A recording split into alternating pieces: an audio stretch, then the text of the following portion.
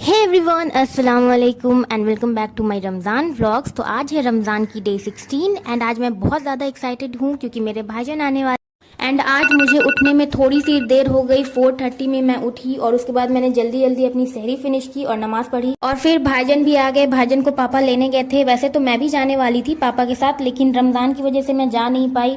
और बहुत दिनों बाद फिर हम लोगों ने सब कोई साथ में मिलकर बैठकर बातें की क्योंकि बहुत दिन के बाद भाईजान आए हैं। 5-6 महीने हो गए और आपी भी आई हुई थी। और हॉस्टल में मेस का खाना खाकर इसका देखिए कंडीशन कैसे टिड्ढे से लग रहे हैं। और फिर भाईजान ने बिल्लू के साथ कुछ टाइम स्पेंड किया।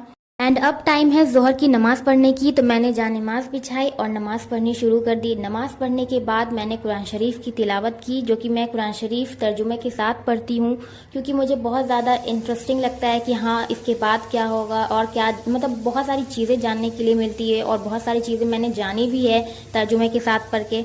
एंड आज बन रही है गुलगुल्ला स्पेशली मेरे भाई के लिए। और उसके बाद फिर मैंने भिंडी कट किया और आपी ने भिंडी, और फिर भिंडी की भुंजिया भी ऑलमोस्ट रेडी हो चुकी है। और अब है टाइम कचरी को फ्राई करने की। पापा की कचरी है और फिर पापा की कचरी भी फ्राई हो गई और हम लोगों की भी आज यही।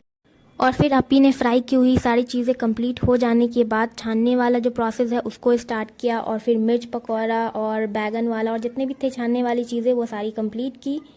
और फिर मेरी फेवरेट चीज़ छानने की बारी आई, जैसे कि गुलगुल्ला, जो कि गुलगुल्ला मेरा बहुत ज़्यादा फेवरेट है और बिल्कुल मार्केट की तरह पफी हुआ है। देखने में ही इतना ज़्यादा टेस्टी लग रहा है।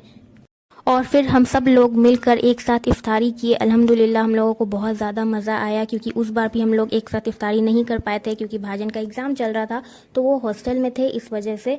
तो इस बार हम लोग किए और आपी भी आई हुई थी। बहुत अच्छा मौका था। और मैंने जॉर्जेट की स्टॉल आपको दिखाई, मैं वो लगाने वाली थी लेकिन इतनी ज़्यादा गर्मी है ना और मार्केट में बहुत ज़्यादा गर्मी लगती है, तो इस वजह से मैंने जो कॉटन की सूट वेयर की थी उसी की स्टॉल लगा ली। और ये मेरा ब्यूटीफुल सा नकाब।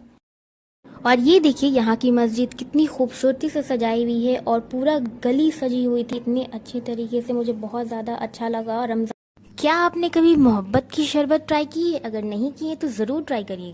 एंड बड़ी वाली अप्पी को लेनी थी होम डेकोर के लिए कुछ फ्लावर्स, तो वो यहाँ पे देख रही थी और बहुत अच्छे अच्छे फ्लावर्स भी मिल रहे थे मुझे।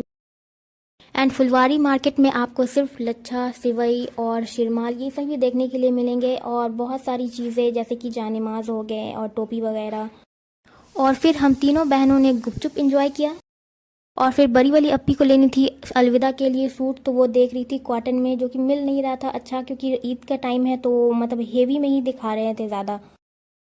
एंड मार्केट जाते टाइम मैं अच्छे से ले नहीं पाई थी तो मैंने अभी फिर से लिया घर जाते जाते और मेरा फाइनली घर आ चुका है। और ये रही मेरी shopping bags. Thanks for watching.